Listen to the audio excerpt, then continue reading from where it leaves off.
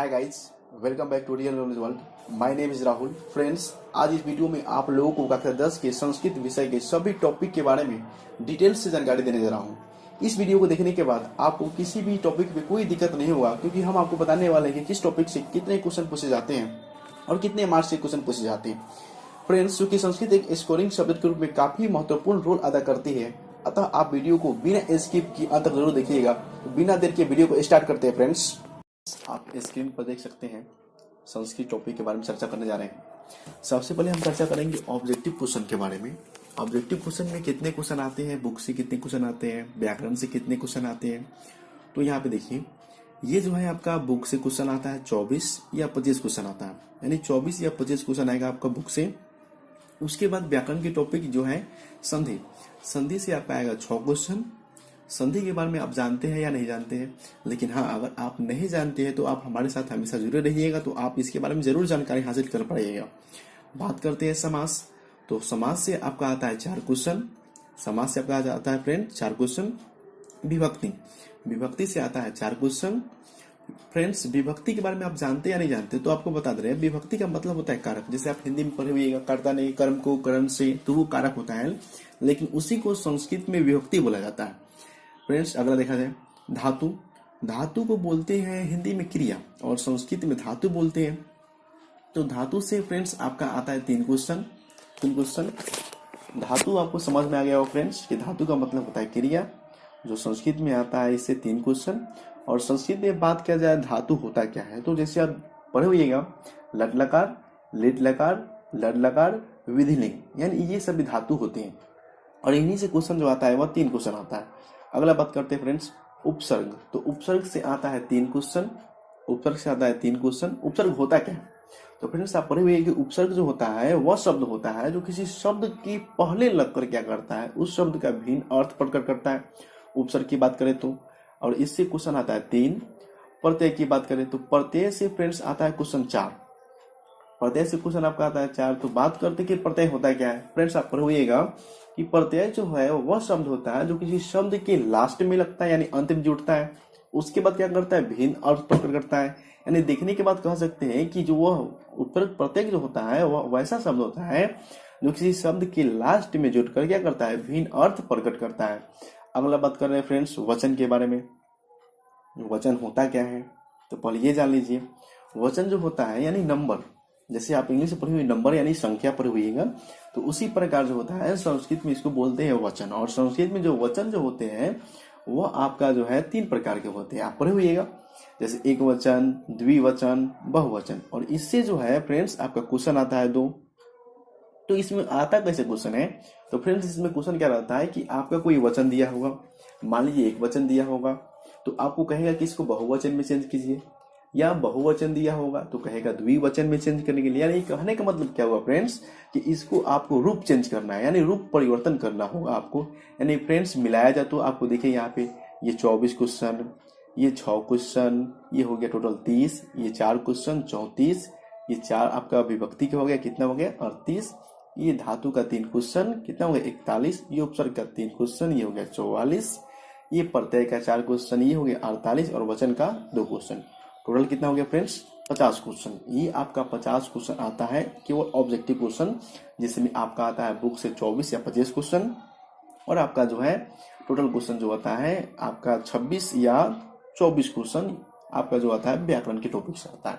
तो फ्रेंड्स आगे देखा जाए, आपके जो है 2 क्वेश्चन जो आएगा आपका 13 नंबर का आएगा 2 क्वेश्चन, जिसको हम गद्यांश बोलते हैं। गद्यांश 2 आएगा आपका उसमें, जो 13 नंबर का रहेगा, जिसमें आपका एक पद में आपको उत्तर देना पड़ेगा 4 क्वेश्चन का। 4 क्वेश्चन का एक पद में आंसर देना पड़ेगा, और यह जो रहेगा आपका 1 नंबर का रहेगा। बात करते हैं पूर्ण वाक्य का। पूर्ण वाक्य का मतलब होता है पूर्ण वाक्य पूरी तरह से पूरा वाक्य में लिखा हुआ आंसर होता है। ये आपका रहेगा कितने क्वेश्चन, तो 4 क्वेश्चन। एक क्वेश्चन जो रहेगा 2 नंबर का रहेगा। टोटल मार्क्स हुआ 8 फ्रेंड्स। और एक आपको जो देना होगा, एक शीर्षक देना होगा। एक आपको जो है किसी गद्यांश का, 2 गद्यांश में से किसी एक गद्यांश का आपको एक शीर्षक देना होगा। तो गद्यांश होता क्या है फ्रेंड्स, आपको थोड़ा समझा दे रहे हैं। यहाँ पे आइए, थोड़ा सा आपको बता रहे हैं कि गद्यांश होता क्या है। तो फ्रेंड्स यहाँ पे देखिए, ये हुआ गद्यांश, ये है गद्यांश, और इस गद्यांश को क्या करना पड़ता है, आपको पढ़ना पड़ता है। इसको पढ़ना है आपको। पढ़ने के बाद क्या करना है कि ये नीचे क्वेश्चन दिया हुआ, देखिए यहाँ पे एक पद में क्वेश्चन दिया हुआ है, यहाँ पे एक पद में क्वेश्चन दिया हुआ है, कह रहा है कि एक पद में आपको उत्तर देना है। यहाँ पे दो क्वेश्चन है, दो क्वेश्चन जो है दो, कितने नंबर का है, एक क्वेश्चन 1 नंबर का है। तो आपको क्या करना है, इसको पढ़ने के बाद इस गद्यांश को पढ़ने के बाद क्या करना है, आपको नीचे आना है।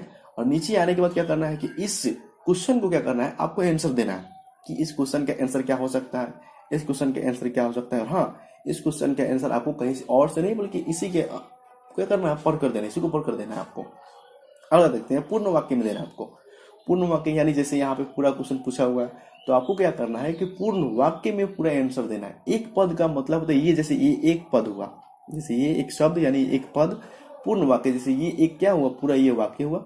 जैसे आप देख सकते हैं ये आपका पूर्ण वाक्य हुआ और ये एक शब्द हुआ, ये जो है केवल एक शब्द हुआ और ये पूर्ण वाक्य हुआ। इसमें आपको पूर्ण वाक्य में आंसर देना पड़ेगा।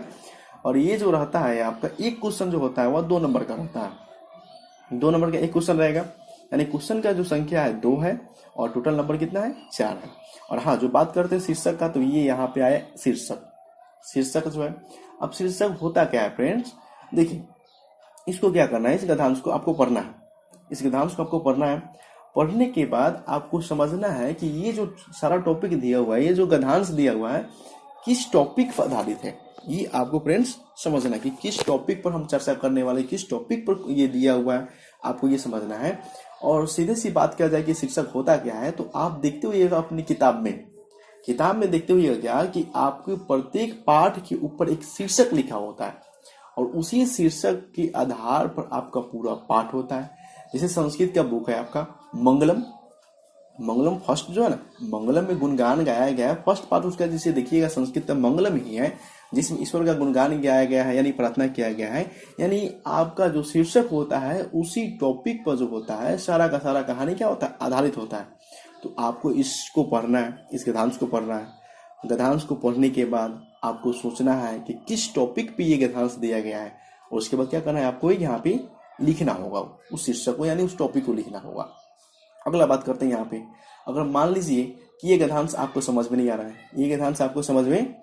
रहा है, तो आपको क्या करना है, जस्ट नीचे अथवा में दिया हुआ है, ये अथवा में दिया हुआ है, इस गद्यांश को पढ़िएगा। इस गद्यांश को पढ़ने के बाद सेम वही करना है, ये एक पद में आंसर देना है, यहाँ पे क्या करना है, पूर्ण वाक्य में आंसर देना है, और हाँ यहाँ भी क्या करना है, आपको एक शीर्षक देना है। शीर्षक आपको समझ में आ गया।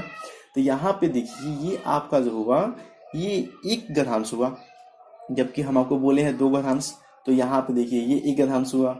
जस्ट इसका नीचे देखिए, यहाँ पे ये देखिए ब नंबर जो है, ये आपका दूसरा गद्यांश हुआ। इसको भी क्या करना है, आपको पढ़ना है। पढ़ने के बाद सेम वही प्रक्रिया अपनाना है। क्या करना है, आपको इसको आंसर देना है, एक पद में आंसर देना है, इसका भी एक पद में आंसर देना है, और यहाँ पे पूर्ण वाक्य में आंसर देना है। आपको पूर्ण वाक्य में आंसर देना है यहाँ पे। लेकिन हाँ, इसमें एक और चीज, इसमें आपको कोई शीर्षक नहीं देना है, अर्थात आपका जो हेडिंग नहीं देना है इसमें।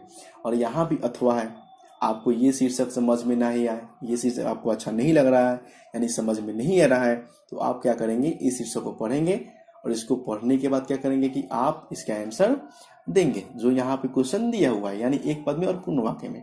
तो फ्रेंड्स, आशा करते हैं कि आपको समझ में आ गया होगा। चलिए अगला बात करते हैं, अगला टॉपिक क्या है। यहाँ पे देखिए अनुच्छेद।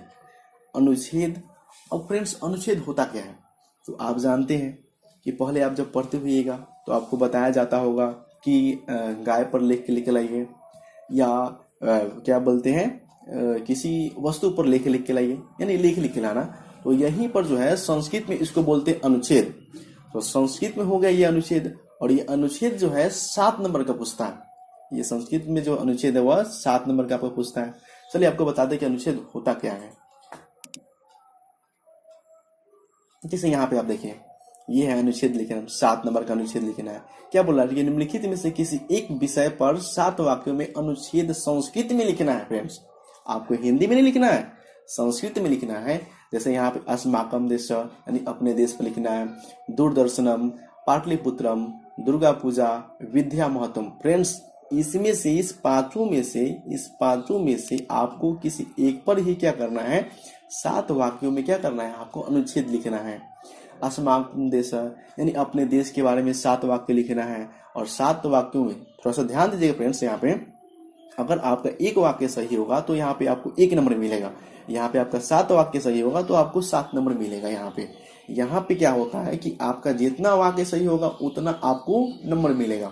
अर्थात आपको यहाँ पे ध्यान देना होगा कि जो आप वाक्य लिख रहे हैं वह सही होना चाहिए, अन्यथा आपको नंबर नहीं मिलेगा। इस 5 में से किसी एक ही टॉपिक पर आपको क्या करना है, अनुच्छेद लिखना है। तो चलिए अगला बात करते हैं। अगला क्या है, अगला है अनुवाद। फ्रेंड्स, अनुवाद होता क्या है, तो आप पढ़ते हुइएगा या नहीं पढ़ते हुइएगा तो आप यहाँ पे इस चैनल पर जो है अनुवाद के बारे में जानकारी हासिल कर सकते हैं। अगर आप अनुवाद के बारे में नहीं जानते हैं तो आप हमारे साथ जुड़े रहिए और अनुवाद के बारे में 100% आपको सही जानकारी मिलेगी। और हाँ, ये उम्मीद कीजिएगा हमसे कि आप जो है अनुवाद यहाँ से सीख कर ही वापस जाइएगा। तो चलिए फ्रेंड्स, अनुवाद होता क्या आपको बता रहे, चलिए देखते हैं यहाँ पे अनुवाद होता क्या आपको दिखा रहे हैं। यहाँ पे देखिए, यहाँ पे फ्रेंड्स क्या कर रहा है कि आपको 6 वाक्यों को क्या करना है, अनुवाद करना है।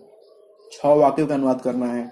और 6 वाक्यों के लिए कितने नंबर है, 6 नंबर है। यहाँ पे क्वेश्चनों की संख्या टोटल कितनी है फ्रेंड्स, 10 होगा। देखिए यहाँ पे ये 10 क्वेश्चन है, ये 10 जो है आपको वाक्य दिया गया है और 10 में से कितना करना है, तो 6, मात्र में 6 का अनुवाद क्या करना है, आपको संस्कृत में करना है। यानी ये वाक्य पढ़ना है, वाक्य पढ़ने के बाद इसका संस्कृत में ट्रांसलेट करना है, इसको संस्कृत में बदलना है कि संस्कृत में इसको हम क्या लिख सकते हैं। उसके बाद क्या करना है फ्रेंड्स, अगला टॉपिक देखा जाए। अगला फ्रेंड्स जो आता है आपका लघुत्तरीय प्रश्न। लघुत्तरीय प्रश्न जो है फ्रेंड्स वो आपकी किताब के अंदर से आता है। इस किताब के अंदर से आपका आएगा लघुत्तरीय प्रश्न 8। लघुत्तरीय क्वेश्चन जो होता है वो आपका फ्रेंड्स 8 आएगा। और जो है वो प्रत्येक जो क्वेश्चन होता है वो आपका 2 मार्क्स का होता है। जो आपको क्या करना है, पढ़ना है, उसको ध्यान से समझना होगा। उसके बाद क्या करना है, पत्र आता है। उसके बाद 2 आपका पत्र आएगा, 2 पत्र आएगा। 2 पत्र को क्या करना है, आपको समझना है टॉपिक पर, किस टॉपिक पर जो है ये पत्र पूछ रहा है। जैसे यहाँ पे देखिए 2 पत्र जो होगा आपका वह 4 नंबर का एक पत्र होगा, यानी 4 दूना क्या हो जाएगा फ्रेंड्स, 8 हो जाएगा। तो दिखाते हैं आपका होता क्या है। यहाँ पे देखिए फ्रेंड्स,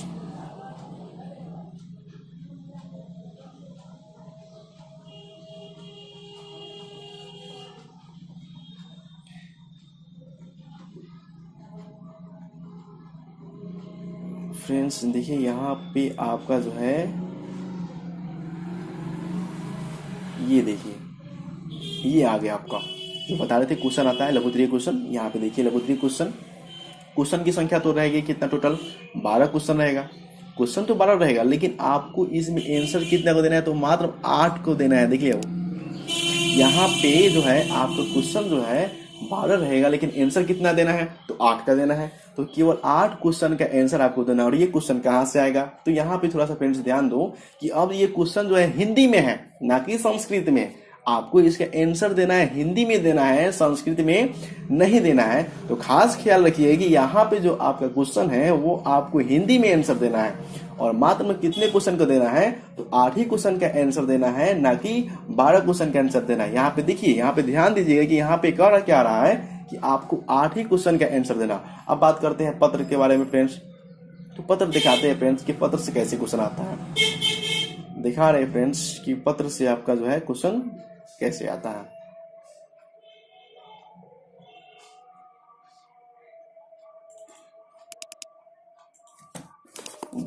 देखिए तो फ्रेंड्स यहाँ पे देखिए, यहाँ पे जो है, यहाँ पे देखिए आप यहाँ पे क्या कर रहा है, निम्नलिखित प्रश्नों से किन्हीं 2 को क्या करना है, आपको पत्र लिखना है। यानी 4 यहाँ पे आपको दिया हुआ है और 4 में से किसी पर क्या करना है, आपको 2 पर क्या करना है, आपको पत्र लिखना है। और ये जो है आपका जो है एक जो पत्र लिखिएगा वो आपका 4 नंबर का आएगा। यानी एक पत्र आप लिखिएगा तो आपको 4 मार्क्स मिलेगा।